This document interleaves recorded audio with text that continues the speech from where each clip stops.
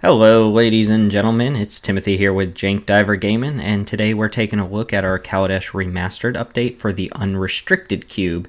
If you've already seen the Peasant Cube update, some of this might look familiar, but we'll be covering rares and mythics alongside the top tier commons and uncommons making their way into the Unrestricted Cube. Bear in mind that we have a significantly fewer number of drafts under our belts when it comes to the Unrestricted Cube, so a lot of the initial changes that come with this update are based off of our personal experiences with the drafts we've fired, and less based on analytics. As always, subscribe to this channel for more updates like this, and if you're new to the community, you can find links to our Discord channel in the description below. Our first update to the white section seems like a bit of a no-brainer to us. We're bringing in Angel of Invention over Regal Caracal. They serve similar purposes, with both being 3 bodies in 1 at the top end of a white deck. The Caracal has a very small edge in that the total amount of power and toughness you get out of the card is greater than what you get from making the servos with the Angel's Fabricate ability, but the important thing to note here is that the Angel provides its Anthem effect to your entire board, whereas the Caracal only affects the cats it makes on ETB.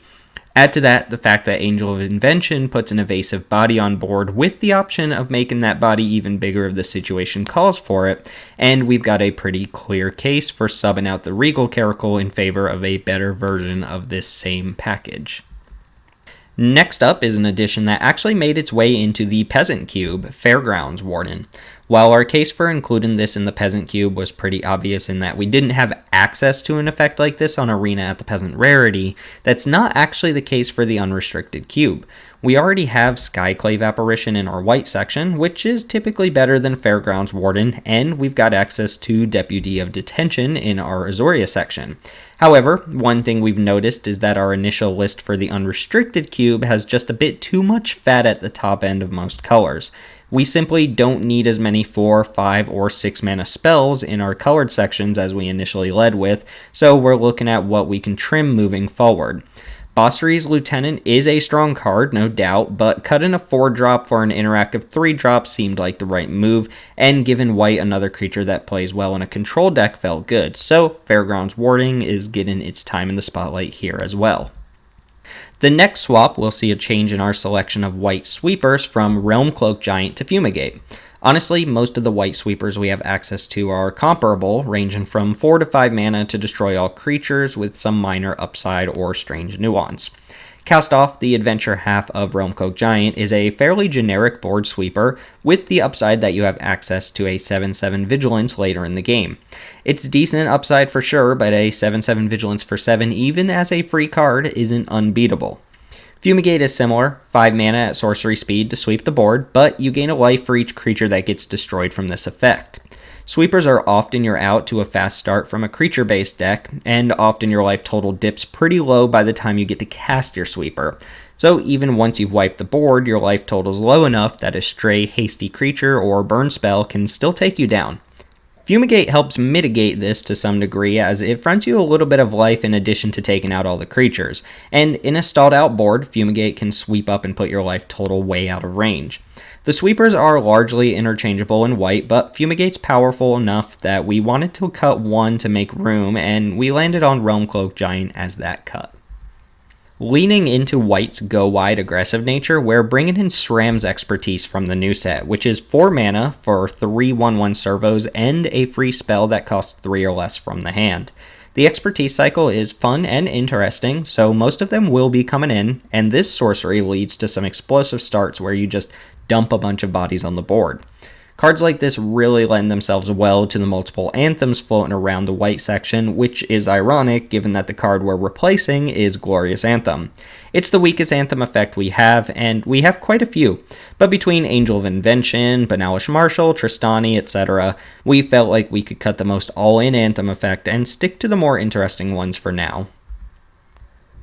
Okay, controversy time. So the card we're bringing in for the next slot is Harmonious Archon. It just barely got cut from our first iteration of the cube, but Chris is advocating for this card very highly, so we're going to put it in the spotlight and see how it performs. Theoretically, it can create lethal board states out of a board of tokens very quickly, and the fact that the Archon itself is a 4/5 means it can sit on defense while your tokens do the dirty work. Now, this card has some potential, sure, but I think the controversy will come with what we decided to cut to make room for it, and that is Lyra Dawnbringer.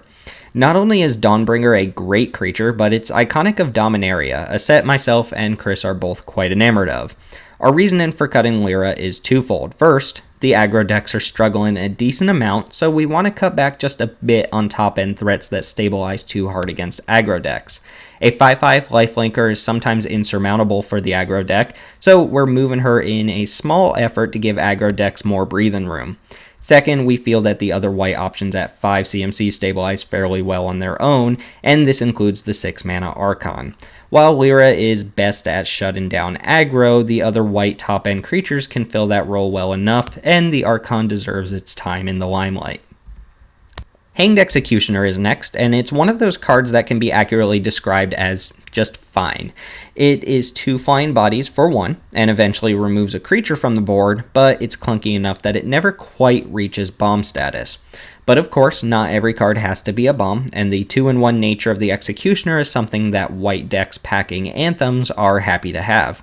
We cut Resplendent Angel for a lot of the same reasons we cut Basri's Lieutenant. While the Angel is a 3/3 flyer for 3, which is pretty good, you really only put it in a deck or draft it with the intention of activating the 6-mana ability, which conflicts with white's other top-end threats. Again, white does not need as many top-end finishers as we initially started with, and Resplendent Angel wasn't one of the better ones either, so while it's serviceable as a 3-drop with a late-game ability, we feel that the Executioner will fill the curve better. Finally, for white, we have a new tool to play around with in Momentary Blink. This historic anthology card is 1 in a white to flicker a creature you control, and 3 in a blue to flash it back. We want to experiment a little bit with a flicker sub-theme, and if we're being honest, the tools are mostly already there. We have Thassa, Yarok, Charming Prince, and Emil, which all encourage you to stack up ETBs in your deck, and Momentary Blink feels like a card worth fiddling around with to see if a fully dedicated Blink deck can be drafted.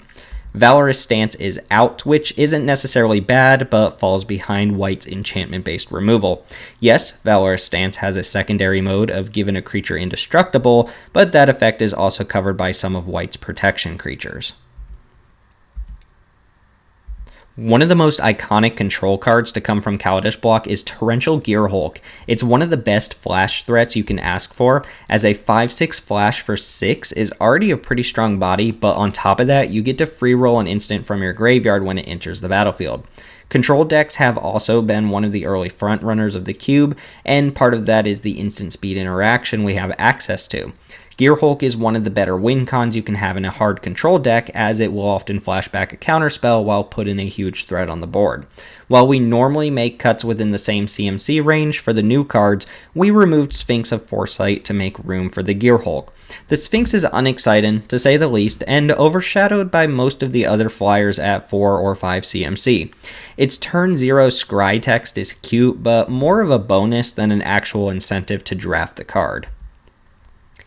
If you're a big fan of saying nope to the opponent and countering everything they play, Brawl, Chief of Compliance, is here to make your day. It's a 1/3 for 2, so it's an acceptable early game blocker, but it also reduces the cost of all of your instants and sorceries by a mana, and lets you loot whenever you counter an opponent's spell. A bit mean, but it seems like a better use of the 2-drop slot than Thassa's Oracle. Don't get me wrong, Thassa's Oracle is a fun card to build around and try to win with, but the blue section doesn't exactly support it with much self-mill, and the enter the battlefield trigger isn't anything special if it's not actively ending the game. To give credit where credit is due, one of our players, Wooburger, won by equipping a Thassa's Oracle with Helm of the Host, and while that's actually pretty sweet, it's not a consistent strategy. Maybe the Oracle has some hidden potential that we're going to be missing out on, but Baral is an easy fit for the control decks that have been popping up in this environment. I want to preface this next ad by saying that we feel like the number of late game control magic effects might be a tad high, so we'll keep an eye out on that moving forward. But with that being said, we're upping that number by 1 with Confiscation Coup.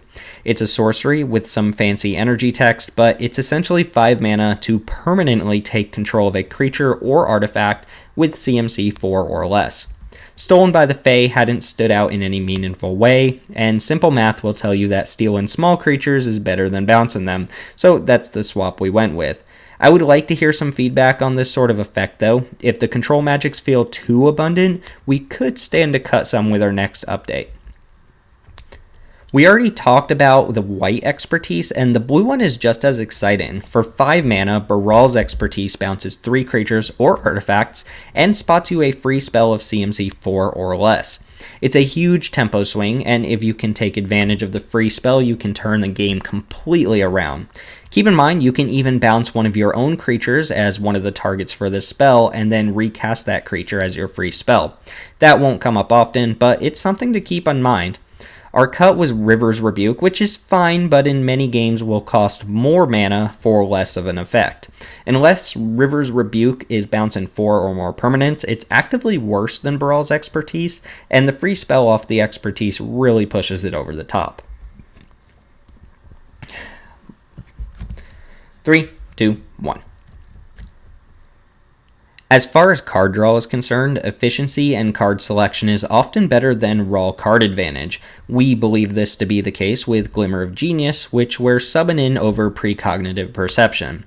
Perception gives you some potent scry action on top of a draw 3, but only if you cast it during your main phase, which counteracts how many of the blue decks actually want to play. Glimmer, as a 4 mana instant speed draw 2, plays much better in the blue paradigm of holding up draw spells and counter spells and casting whichever is necessary when your opponent takes an action.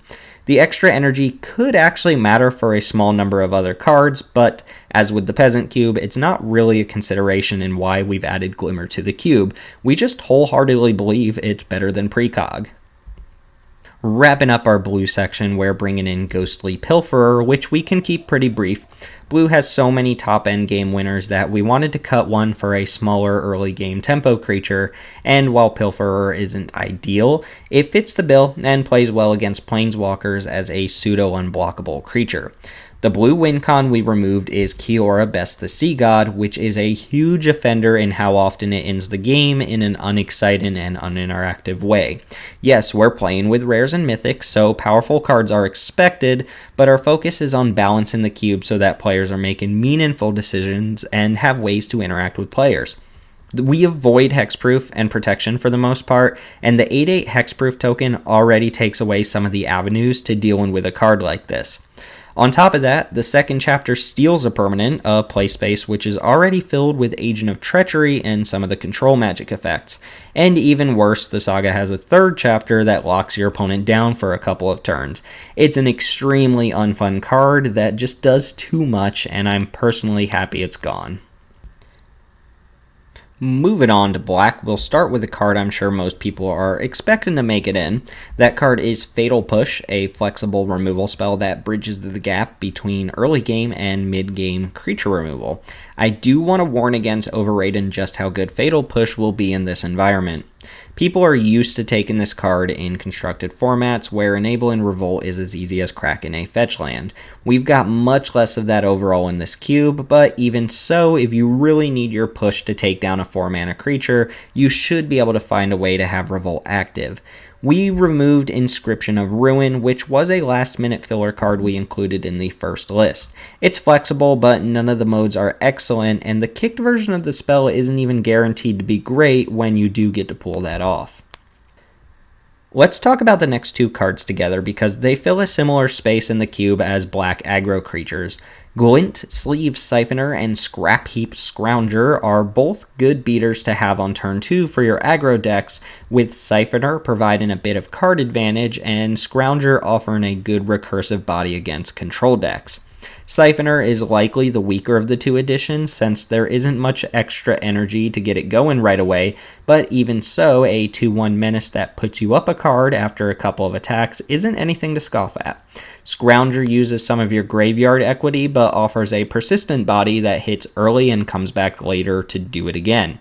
Bone Picker is one of our swaps, and notably one of the biggest drops in quality from the Peasant environment to this cube, since Death Touch isn't quite as powerful here and an undercosted flyer isn't the be-all end-all either. The other cut is Dusk Legion Zealot, a fine creature that you can just plop in any old black deck, but the recursive threats in black kind of provide their own form of card advantage attached to something a little better than a 1/1. Zealot's not embarrassing, but I don't think we'll miss it either.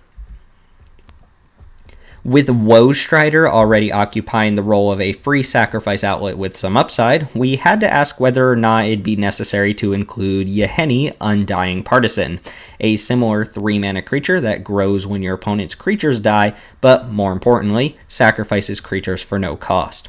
Necessary isn't the right word to describe Yahenni, but it feels like this is a desirable effect for many of the black decks, so an additional creature with this functionality seems fine, especially since we won't be drafting every card with each draft. Woe Strider might be better in most situations, but Yahenni picks up haste and the ability to grow large in a prolonged game. Either way, it felt like Kel's Fight Fixer wasn't being drafted, and the advantage that card brings to the table feels overshadowed by Midnight Reaper and friends. Aristocrats isn't a pushed archetype in this cube, but the pieces are there, and Yahenni's a welcome addition to that playstyle. One of the more obvious includes in Kaladesh's black section is Noxious Gearhulk, a giant ravenous chupacabra that gains you life equal to the destroyed creature's toughness. It's a pretty nuts top-end creature for black, not that black doesn't already have quite a bit of that, and should be excellent at stabilizing a game or just pulling ahead. Again, we don't want to push aggro behind too much, but the black Gearhulk is definitely too sweet not to play. We're dropping Bolus's Citadel, which might disappoint a few people since it seems like players really like the card. The problem with the Citadel is that it's hard to really take advantage of it. The life investment required to rattle off a bunch of spells with Citadel is a bit too much to really pop off with it, since many black decks have a curve full of 3, 4, and 5 drop creatures. It's a powerful card, but one that doesn't play well with the way this cube's shaping up. And finally, for black, we have another experimental spot with Yahenni's expertise taking the place of Languish. The obvious drawback is that if you're relying on this slot to be your black sweeper, there's a whole subset of creatures that won't die to the expertise that would have died to Languish, and that is a real drawback. On the other hand, Yahenni's expertise has the free cast clause, same as the other cards in the cycle, which we feel could push it over the top of Languish, even if the sweeper effect isn't as potent. When we come to a card comparison like this and we're not quite sure which side to land on, we usually err on the side of trying out the new card and subbing it back out if it's not proven its worth. We'll give Yahenni's expertise a trial run to see what it can do, and if it's not up to snuff, it's an easy swap back to Languish. So our first red card on the list is Bomat Courier, a pet card of mine and a damn good 1-drop. One thing we noticed while designing this cube was that there's an apparent dearth of quality 1-drops in red. We don't have some of the classic powerhouse 1-drop red creatures like Monastery Swiftspear, Zurgo Bellstriker, or Goblin Guide, so this section of the cube has room for improvement. Thankfully, Bomat Courier is a phenomenal pickup. It's a 1-drop with haste. When it attacks, you exile the top card of your library face down, and then for a single red mana, you can sack it and discard your hand to pick up all the cards exiled with this ability. For the uninitiated, if you're intending to be a fast red aggro deck, this is your trump card. It attacks early, gets in some non-negligible amount of damage, then when you're out of gas, you cash it in for a new grip of cards.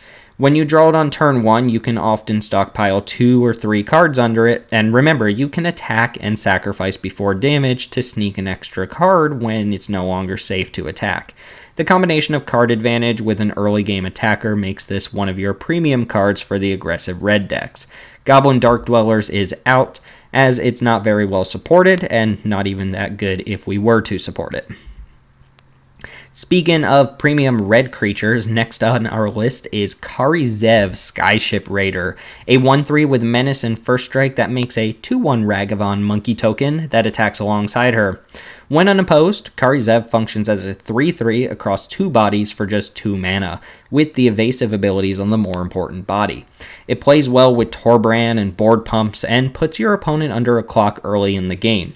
It was essentially an auto-include that will likely be with us for a long while, which we can't say for Kargan Intimidator, the card we cut for Kari Zev.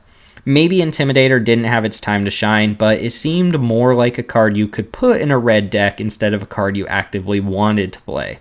It loses a bit of its power without pushing any warrior synergies, and right now we're looking for creatures we know will be good for red decks. By now, you've probably caught on that the Gear Hulks are great, and with the exception of the white one, they're all coming in. Combustible Gear Hulk gives your opponent a choice of drawing you 3 cards or potentially taking a big chunk of damage, and first strike on a 6/6 means that you're basically never trading off in combat. There are diminishing returns on giant game-ending red creatures, since most red decks will want at most 1 or 2, but the Gear Hulk seems like one of the better ones. We had to make a tough cut with a Tally Primal Storm, which has a similar niche of 6/6 red top-end value creature. A Tally has to survive and attack to be good though, which is a taller order than it sounds like, so we opted for the giant creature that gives you its value up front over a similar one with a good attack trigger. Kaladesh also gives us Pia Noir, a moderately good 3-drop for red decks. For whatever reason, the 3-drop slot for red creatures is highly contentious, so making a cut is always difficult, but we came down on Spiteful Prankster. It suffers a little bit here by virtue of the fact that sometimes you're not playing against another creature deck and a 3/2 first striker for 3 isn't great in those matchups. It does provide a little bit of extra damage if you get your board swept, but still we had to cut a 3-drop and the Prankster got booted. Back to Pia though. She's the equivalent of a 3/3 for 3 spread out over 2 bodies, and one of those bodies being a flyer that Pia can then subsequently pump mana into is pretty valuable. Her other artifact text isn't likely to matter, but sometimes you need to clear a key blocker, and Pia fronts you an artifact to sacrifice if need be. Again, she's moderate, not busted, but she's got what it takes to make the cut. I couldn't be more thrilled to have Chandra Torch of Defiance for our red decks. Not only did we just add her mom to the cube, but she's certainly one of the better red cards we'll have access to moving forward. Obviously, your aggressive red decks are happy to play her since she doubles up as card draw, creature removal, and a win con all in one, but even non-aggressive decks can snatch her up. She's just got the right set of abilities to bridge the gap between aggro deck and control deck, and she should be a high priority draft pick early in the packs. Normally we'd cut a walker for a walker, but we've been happy with the red walkers so far, so we took Devil's Play out instead. We do want a fireball in the cube, but we feel that Perforos's intervention covers that to some degree, and Devil's Play isn't a great rate by comparison. The flashback is cool on paper, but it never actually see Devil's Play get cast from the graveyard, so it's more trinket text than anything. And closing out red is a small quality of life change we don't need to spend too much time on. Thundering Rebuke will be coming in as an additional copy of Lava Coil. It doesn't exile, but it does hit planeswalkers, and the distinction is enough to have them coexist. Lightning Axe is out, but not because it's bad per se, but more because we don't have much that takes advantage of discarding for value, so Lightning Axe often ends up being a 2-for-1 in the opponent's favor, or just an inefficient removal spell later in the game. Green doesn't get too many wild additions from Kaladesh Remastered, but as with the Peasant Cube, we're adding Blossom and Defense to the mix. The card it will be replacing is Heroic Intervention, a swap that's worth having a conversation about. See, Blossoming Defense has 2 modes, Pump Spell or Counter Spell. Heroic Intervention doesn't have an option to pump your creatures, but it does have the functional Counterspell mode to blank removal, and it can do so in a much more powerful way. That is, Heroic Intervention can blank a board sweeper. A timely Heroic Intervention can straight up win you a game when it stops a sweeper, but that doesn't happen often. Maybe something like 75 to 80% of the time Heroic Intervention gets cast, it's blanking a single target removal spell, which makes it more expensive to cast for a weaker effect than Blossom in Defense. Sure, Defense doesn't have the 20 or 25 or whatever percent you want to call it chance of stopping a Wrath, but it's more consistent at what it's meant to do, and the +2/+2 is relevant as well. I'm interested in what people think when comparing these two cards, so let us know, and for now, rely on Blossoming Defense to save your creatures. I remember a couple years back when Verdur's Gear Hulk was first spoiled, it filled me with a sense of dread that I'd have to play against 8 power worth of stats for 5 mana with trample attached to some portion of it. It won't be unbeatable in the Unrestricted Cube, but there's no doubt it's going to be good. Keep in mind that there isn't really a +1/+1 counter theme in the cube, so the Gear Hulk is mostly pure stats, but it's a lot of it. You know what else is pure stats? Galta Primal Hunger. It's a cool card, but green was a bit too top heavy, and we decided to trim some of the second tier top end creatures to make room for some of our new mid-range toys. Galta unfortunately never got to pop, but you gotta make your cut somewhere. Perhaps I've mentioned this already, but ramp decks seem to be doing great in the unrestricted environment, and we've seen green decks ramp out huge threats very quickly. They've got ramp creatures and late game win cons covered, they just need a bit more card advantage for when they're empty-handed. Rishkar's expertise can draw cards equal to the highest power among creatures you control, and lets you free cast a spell with CMC 5 or less. Assuming you have even a reasonably statted creature on board, this should draw you plenty of cards, and fronting you a free spell from among the cards you drew is very good. Rishkar's expertise fills your hand and plays to the board at the same time, with a pretty big drawback that it doesn't do anything on an empty board. Just be careful not to play this into an opponent's open mana. If they kill your biggest creature in response, they can cut this card off pretty hard. Thorn Mammoth is being cut because, once again, we want to slim down on top-end threats. Kogla and Voracious Hydra don't repeatedly fight like the Thorn Mammoth does, but they have a bit more flexibility to them, so they stay in and the Mammoth comes out. Another addition from the Peasant Cube, Servant of the Conduit, is a solid mana dork that doesn't do much else than that. The energy it provides isn't going towards anything big, so consider this a mana dork with 2 charges, and once it's out of charges, it's basically a 2/2 with no text.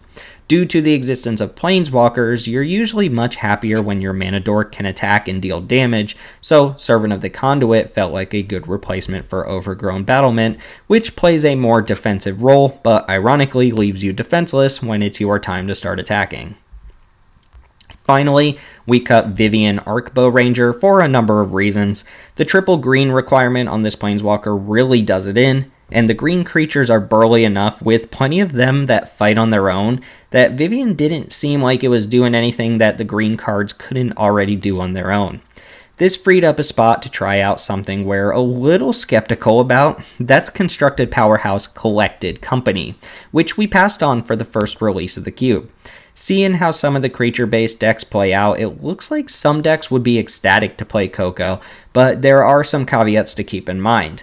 Collected Company is traditionally a pretty poor limited card and requires you to go almost all in on 1 to 3 drop creatures. Second, since much of green's early game is dedicated to mana dorks, the non-green creatures are usually some of the better hits off of Coco. We tend to avoid adding cards to the monocolored sections if they really only excel in another color, but nonetheless, Coco has looked like it could play a role here, and we're excited to try it out. Just a few of our multicolor sections will be experiencing any changes, either to make room for a new card or to replace something that's been underperforming. Dovin Grand Arbiter is taking Linvala Shield of Seagate spot.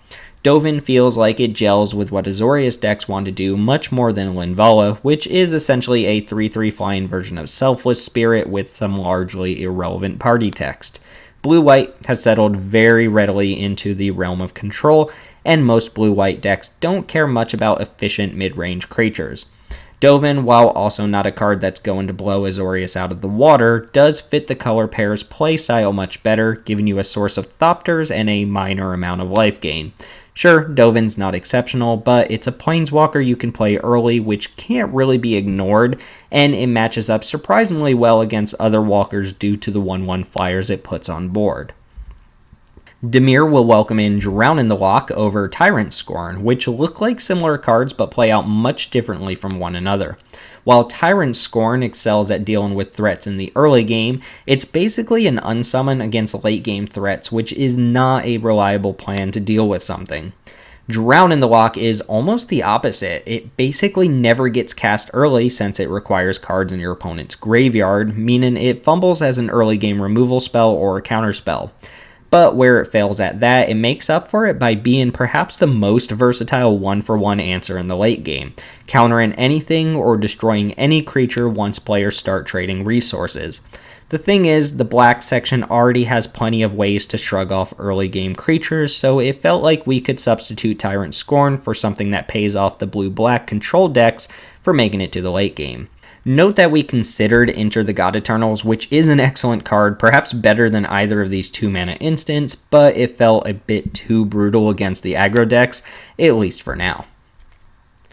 Orzhov will be losing Ethereal Absolution to make room for Hidden Stockpile. We sang the praises of Hidden Stockpile in the Peasant Cube update, and there's a good chance it's better there than it is here, but that doesn't mean it'll be bad. It still provides a self-contained engine and combines with other effects that trigger off creatures dying, and it can combine with other revolt enablers to just build a board of 1/1s. Ethereal Absolution is certainly a good card, but it's very matchup dependent. There are control decks where Ethereal Absolution has such a minimal effect on the board that it's actively bad, and as stated at the start of this video, we've got plenty of Anthem effects running around. Absolution is theoretically great in creature versus creature matchups, but that's actually not as common as you'd think based on what we're seeing in the Unrestricted Cube. We could go on and on about this change, but the fact of the matter is that we just love Hidden Stockpile, and there was no way we weren't going to at least try it out. Simic rares have been busted these days, and while Rashmi, Eternity's Crafter, isn't exactly busted, it's still great. The body leaves some room to be desired, but it provides a ton of card advantage, either drawing you a card the first time you cast a spell each turn, or sometimes letting you play that card for free. Note that Rashmi triggers on each turn, meaning it plays well with instants and flash creatures, allowing you to trigger Rashmi once on your turn and once again on your opponent's. We cut Frilled Mystic, which might seem odd given that we're actively trying to push a blue-green flash deck of sorts, but we felt like Rashmi kind of promotes this sort of strategy as well, while also being a more splashable card that we'll see play in multicolored decks as well. So when we first introduced the Unrestricted Cube, we noted how much more powerful the artifacts are at Rare and Mythic than the ones we have access to for the Peasant Cube. That being said, we knew some of the includes would be all-stars, while many of the others we just threw at the wall to see what would stick. Some of it's being removed, and we're testing out some new things as well, so expect to see the colorless section shift around a bit in future updates. To kick off the section, we're ditching Gingerbrew, and we're bringing in our first of 3 vehicles, Heart of Kirin. Vehicles in general should be a nice addition to aggressive decks since it gives them a shred of resilience against most sweepers, and Heart of Kirin ought to be a nice addition to any deck looking to beat down. The Heart does ask that you draft such that you can reliably activate a crew 3 cost, but that shouldn't be too hard. We cut Gingerbrew because it's simply not good. If anything, Gingerbrew is a filler 1-drop for your red or white aggro decks, but it's one of the least desirable, and as a colorless card, it's virtually unplayable in 3 of the 5 colors. Again, we're hurting for good 1-drops, and Gingerbrew is definitely not one of them. Metallic Mimic is another test card, so to speak, since there's not really a dedicated tribal deck floating around. However, we noticed that there are tons of humans across most colors, plenty of wizards in blue, and a fair number of goblins in red, that it felt like the Mimic could be good, and that was good enough for us to give it a test run. Between Metallic Mimic and Winota, there might even be a subhuman theme in Boros. It's not something we're actively building towards, but it'd be really cool to see an incidental mini archetype like that pop up. It was an easy cut with Voltaic Servant, which was a queued addition mostly to work in tandem with Traxos, but we thought there might be some situations where you could use a Gilded Lotus or similar mana rock and have extra mana available on your opponent's turn by untapping it with the Servant. Turns out this combo doesn't really matter that much, and decks looking to draft mana rocks aren't really looking to draft Voltaic Servant. Panharmonicon is one of my all-time favorite cards, and given that we've already added ETB and flicker effects to the cube, it feels like Panharmonicon can be the glue that holds a flicker deck together. It's basically Yarok without the color restriction, so grab this and double up on your Gearhulk triggers while it's around. Just keep an eye out for Hushbringer. Turns out that card hoses a lot of creatures in the cube. Bag of Holding is out to make room, no pun intended. It's a clunky way to amass card advantage through a course of a game, but Mazemind Tome and Treasure Map already have this covered at a much better rate. The next card on the list is Gate to the Afterlife, and for the sake of transparency, I'm going to say that this card is awful and it's likely going to be one of the worst cards in the cube. However, we think there's potential in Godpharaoh's Gift, and the Gate Gift duo is a fun way to seed a mini combo into the cube. There are some problems, of course. Both cards might not get opened, and even if you have them in your deck together, you might just draw the gift and play it before you draw the gate, which is the worst case scenario.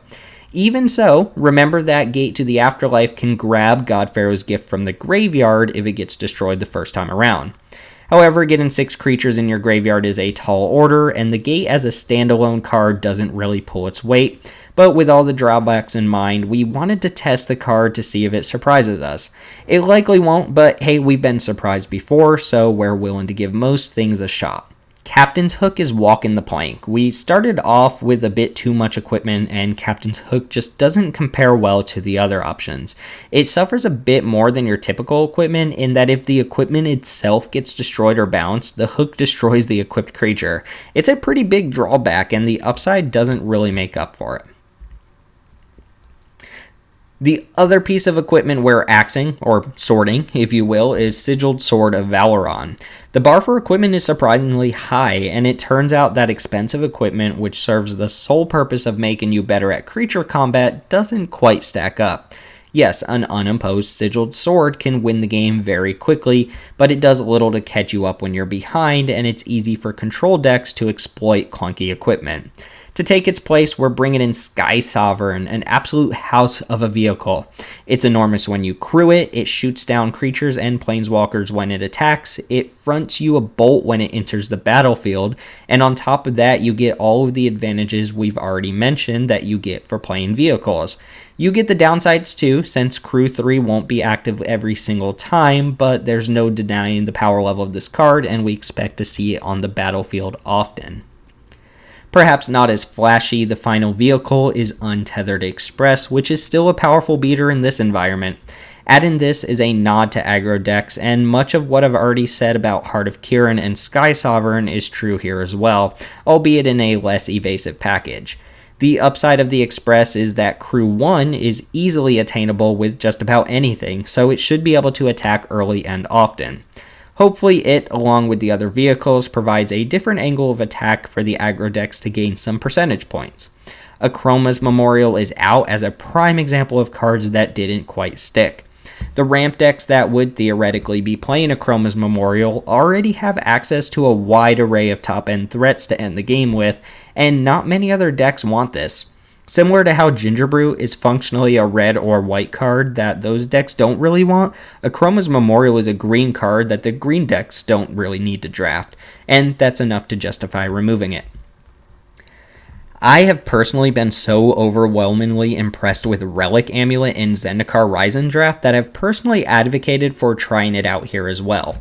In the right deck, it can absolutely dunk on small creature decks, so there's some actual danger to bringing it in, but it requires you to build around it enough that I feel like it warrants a shot.